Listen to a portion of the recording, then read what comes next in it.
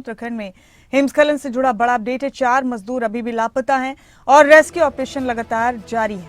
अब तक 50 लोगों को रेस्क्यू किया गया है। 4 लोगों की मौत की पुष्टि कर दी गई है। मौके पर बचाव अभियान लगातार जारी है। चमोली के माणा में हुए हिमस्खलन को लेकर डीएम चमोली संदीप तिवारी ने कहा कि कल देर रात डॉक्टर्स ने 4 मौतों की पुष्टि की है। पहले कुल संख्या 55 थी, लेकिन जानकारी मिली है कि इनमें से एक कर्मचारी अनाधिकृत छुट्टी पर था और वो घर चला गया था। तो अब कुल संख्या 54 हो गई है, जिनमें से 4 लोग अभी भी लापता हैं। लापता लोगों के लिए बचाव अभियान जारी है।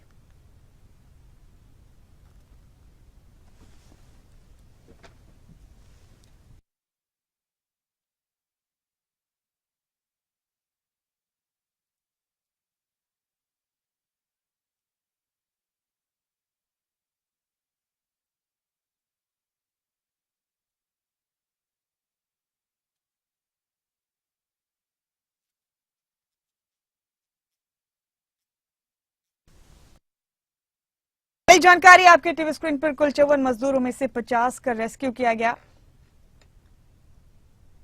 और 4 मजदूर अभी भी लापता बताए जा रहे हैं। 4 मौत की पुष्टि हुई है और ये भी खबर मिली है कि एक अनाधिकृत छुट्टी पर था, जो अनऑफिशियली काम पर नहीं आए थे और छुट्टी ले ली थी उन्होंने।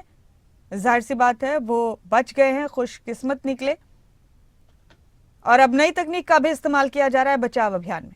तो ऑपरेशन जिंदगी लगातार चलाया जा रहा है। चमोली में बर्फबारी के बीच रेस्क्यू ऑपरेशन लगातार जारी।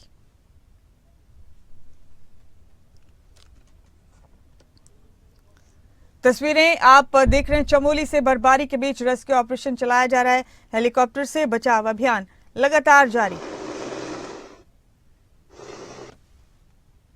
ये सुबह 6:30 बजे 6:45 के आसपास एवलांच आया था सर। तो हमारे कंटेनर रोलिंग करके मेन रोड से दूसरे रोड में चले गए थे। तो यही हुआ था सर। 2.5-3 मीटर बर्फ तो होगी। हम कंटेनर, जब हमारा कंटेनर रोलिंग हुआ तो हमारा कंटेनर फट गया, तो हम लोग बाहर छिटक गए बर्फ से। तो हम वहाँ से उठे, फिर आर्मी गेस्ट हाउस गए, फिर वहाँ रुके, फिर हमें आर्मी ने यहाँ रेस्क्यू किया। अपडेट ये है कि 54 लोगों में से 50 लोगों को अभी तक निकाल लिया गया है एंड 50 में से 4 फेटल कैजुअलिटीज़ थी और 46 लोगों को हम लोग यहाँ फील्ड हॉस्पिटल में मैनेज कर रहे हैं, जिसमें से एक क्रिटिकली इंजर्ड को हमने कल एयर एम्बुलेंस के द्वारा एम्स ऋषिकेश शिफ्ट कर दिया। बाकी 45 लोग जो हमारे पास हैं वो स्टेबल हैं। 3 क्रिटिकली इंजर्ड हैं, बट उनको हमारे डॉक्टर्स मैनेज कर रहे हैं और हम यहाँ पे इनको बिना किसी क्रिटिकलिटी के इनको मैनेज कर सकते हैं। साथ ही माना में रेस्क्यू ऑपरेशंस ऑन है। हमारे NTRO के RPAs फ्लाई कर रहे हैं ऊपर। हमारे अवलांच रेस्क्यू डॉग्स, तिरंगा माउंटेन रेस्क्यू टीम्स, रेको रडार्स, क्वाडकॉप्टर्स, मिनी RPAs, सारे के सारे हमारे इक्विपमेंट उस एरिया को सर्च कर रहे हैं बाकी 4 मिसिंग लोगों को ढूंढने के लिए।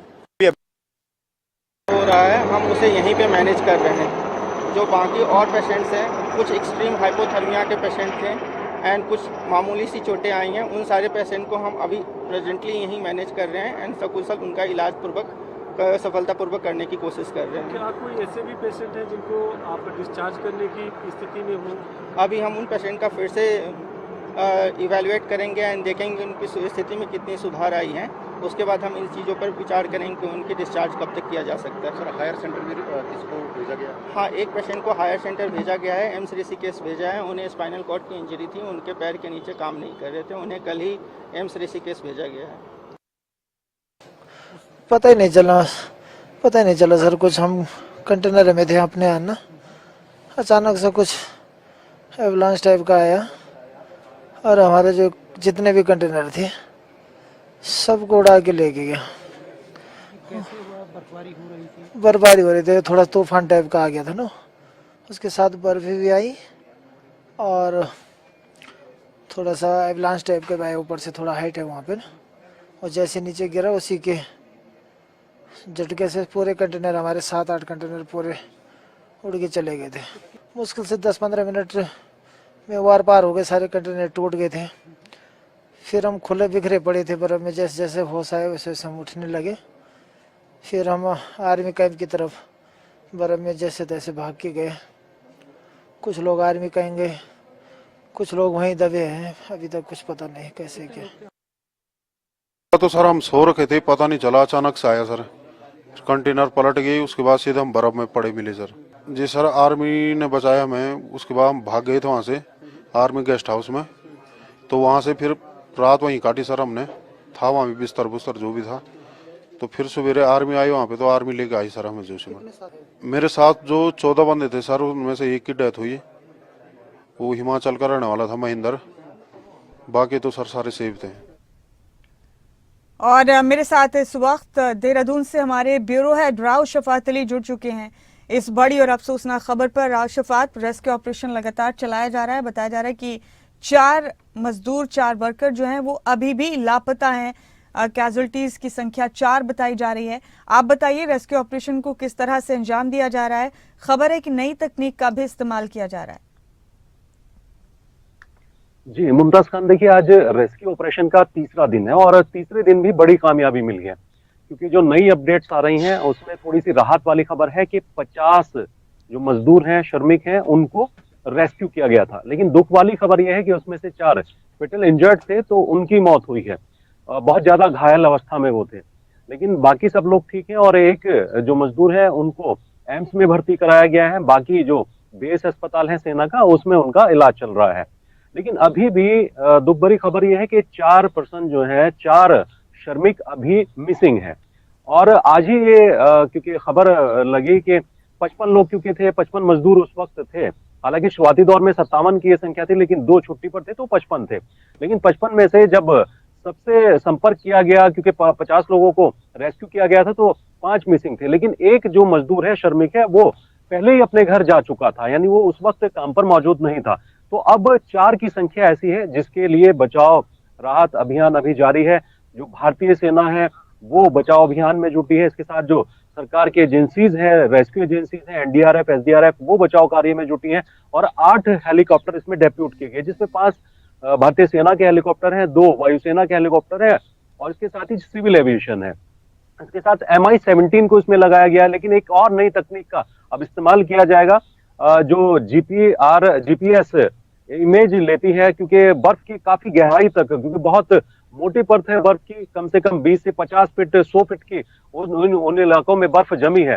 तो अभी 4 लोगों को ढूंढने के लिए जो थर्मल इमेज है उसका इस्तेमाल किया जाएगा। दिल्ली से इसको मंगवाया जा रहा है और जो टीम है कोऑर्डिनेशन करके आपस में वो इस रेस्क्यू ऑपरेशन में जुटी है। मुख्यमंत्री पुष्कर सिंह धामी पल पल की जानकारी ले रहे हैं।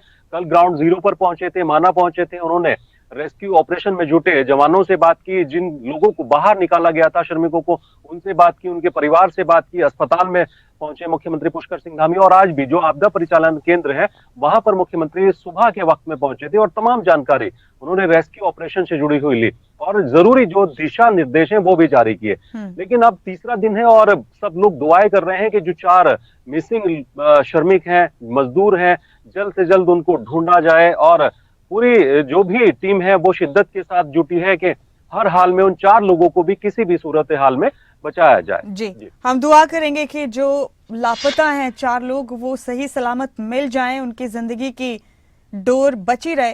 राव शफात, जो जख्मी हुए हैं उनकी हालत कैसी है? क्या उनमें भी कोई शदीद तौर पर जख्मी है? देखिए 3 ऐसी संख्या बताई जा रही है मुमताज के 3 जो मजदूर हैं थोड़ा सा क्रिटिकल पोजीशन में है, लेकिन इतना नहीं है। और बाकी जो लोग हैं वो ठीक है, जो श्रमिक है उनका इलाज चल रहा है, बहुत ज्यादा गंभीर घायल नहीं है। अभी कुछ श्रमिकों को जिनसे बात हुई है तो वो कह रहे थे कि जिस तरह का हादसा था उनको उम्मीद भी नहीं थी कि वो बच सकते हैं। जिस तरह का एवलांच हुआ, एक तूफान आया बर्फ का, तो क्योंकि कंटेनर वहां रखे थे। सबसे खास बात यह भी कि 8 कंटेनर वहां थे। कल तक ये था कि 5 कंटेनर को पता लगा लिया गया, लेकिन 3 कंटेनर का अभी पता नहीं चल रहा है। तो लेकिन अब अच्छी बात यह कि 8 के 8 जो कंटेनर है वो मिल गए हैं और 50 लोग, जैसा मैंने जिक्र किया कि उनका रेस्क्यू किया गया है। लेकिन क्योंकि जब लॉन्च हुआ, बर्फीला तूफान आया, तो रोटेट हुए थे कंटेनर और उसके अंदर जो मजदूर थे, श्रमिक थे, अपनी जान बचाने के लिए जब वो भागे थे कंटेनर के अंदर, तो जब रोटेट हुए तो उसमें वो घायल हो गए थे, उनको बहुत चोट आई थी। लेकिन जैसे ही प्राथमिकता थी, जो रेस्क्यू टीम जुटी थी कि सबसे पहले जो लोग घायल हैं उनको अस्पताल पहुंचाया जाए, क्योंकि रास्ते बाधित थे और 8 हेलीकॉप्टर इसमें लगाए गए थे। एयरलिफ्ट उनको किया जा रहा था अस्पताल तक। मुख्यमंत्री ने निर्देश दिए थे कि जितने भी जिला अस्पताल हैं, बेस अस्पताल है और एम्स तक कोई लापरवाही ना हो। तो सबसे पहले जो प्राथमिकता थी उन मजदूरों को, उन श्रमिकों को बचाने की थी जो घायल थे। और अब यही है कि एक कामयाबी के तौर पर इस रेस्क्यू ऑपरेशन को देख सकते हैं कि 3 दिन में 50 जो मजदूर हैं, श्रमिक हैं, उनको रेस्क्यू किया गया। लेकिन दुख भरी खबर यह है कि अभी जो 4 मिसिंग कार्मिक हैं उनको ढूंढा जा रहा है, जो श्रमिक हैं। और बहुत जल्द ये रेस्क्यू ऑपरेशन पूरा होगा। मुख्यमंत्री भी लगातार कोऑर्डिनेशन बनाए हुए हैं। तमाम जो एजेंसीज हैं, वो चाहे राज्य सरकार की हो, केंद्र सरकार की हो, भारतीय सेना हो, तमाम इस रेस्क्यू ऑपरेशन में जुटी हुई है। तो राव शफात, मौसम खुद भी अपने आप में एक बड़ी चुनौती है क्या इस वक्त रेस्क्यू ऑपरेशन के दौरान? मौसम की वजह से भी दिक्कतें पेश आ रही हैं रेस्क्यू ऑपरेशन में? देखिए, अभी हाल फिलहाल तो मौसम ठीक है, लेकिन मौसम विभाग ने अनुमान जताया था कि 3-4 दिन तक मौसम खराब रहेगा। लेकिन जिस वक्त ये घटना हुई उस वक्त भी मौसम विभाग का अनुमान था कि ऊंचाई वाले इलाकों में बर्फबारी होगी। तो उस वक्त मौसम खराब था और जो रेस्क्यू टीम जुटी थी उसको काफी परेशानी का सामना करना पड़ा था रेस्क्यू ऑपरेशन में, क्योंकि रास्ते बाधित हो गए थे। रास्तों को खोलना बहुत बड़ी दिक्कतों का सामना था। इसके साथ जो हेलीकॉप्टर लगाए गए थे, चॉपर लगाए गए थे, उनके जरिए ही एयरलिफ्ट किया गया था। तो 2 दिन यानी 48 घंटे के दौरान जो रेस्क्यू ऑपरेशन चला वो बहुत मुश्किलों वाला रेस्क्यू ऑपरेशन था। लेकिन आज मौसम थोड़ा सा ठीक है, ये भी राहत वाली खबर है कि मौसम ठीक होने की वजह से जो रेस्क्यू ऑपरेशन है वो सही तरीके से इस वक्त चल रहा है। यही वजह है कि अब जो जीपीआर थर्मल इमेज का इस्तेमाल किया जाएगा, उससे उम्मीद है कि जो ऊपर का इलाका है, क्योंकि जो कुछ मजदूर बच करके आए हैं वो बता रहे हैं किस तरह से हादसा हुआ था और किस दूरी पर कंटेनर रखे थे, कौन कहां की तरफ भागा था। तो उससे भी थोड़ा सा रेस्क्यू एजेंसीज को ये पता लग रहा है कि कहां कहां उस इमेज को लिया जाएगा, क्योंकि बर्फ की गहराई तक ये इमेज ली जाएगी। तो उम्मीद है कि उन 4 लोगों को भी बचाया जा सकेगा। लेकिन हाल फिलहाल की बात करें तो मौसम ठीक है जी। तो राव शफात, जिस जीपीआर थर्मल इमेज का आपने जिक्र किया है, इस तकनीक के सहारे कितने वक्त में उम्मीद की जा सकती है कि बाकी जो लापता मजदूर हैं 4, उनको ढूंढने में मदद मिल सकती है? क्या ये प्रोसेस लंबा हो सकता है राव शफात? अगर इस हवाले से कोई जानकारी है तो आपके पास।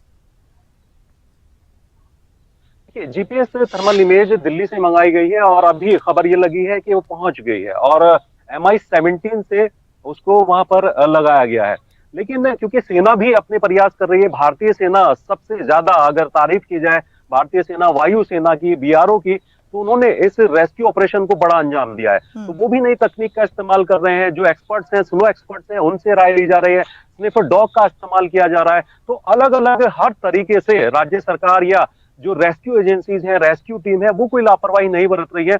वो हर तरीके से रेस्क्यू में जुटी हैं। लेकिन क्योंकि बहुत गहराई तक बहुत बर्फ जमी है, बर्फ का पहाड़ है, लॉन्च जब आया था तो ढूंढना बहुत मुश्किल है कि बड़ी संख्या में, क्योंकि उस वक्त मजदूर फंसे थे। तो अब इमेज से ये पता चल जाएगा, जो थर्मल इमेज है, जो जीपीआर इमेज है, उससे पता चल जाएगा कि कौन सा जो श्रमिक है किधर है। तो अब उम्मीद जताई जा रही है कि जल्द से जल्द इसकी जो थर्मल इमेज की डिटेल्स आएंगी, उससे एक उम्मीद जगेगी कि जो रेस्क्यू एजेंसीज हैं जो जुटी हुई हैं उनको आसानी हो जाएगी कि किस इलाके में, क्योंकि अलग अलग जगहों को चिन्हित किया गया है। बहुत छोटा इलाका नहीं है, बहुत बड़ा इलाका है और बहुत इस वक्त बर्फ जमी है।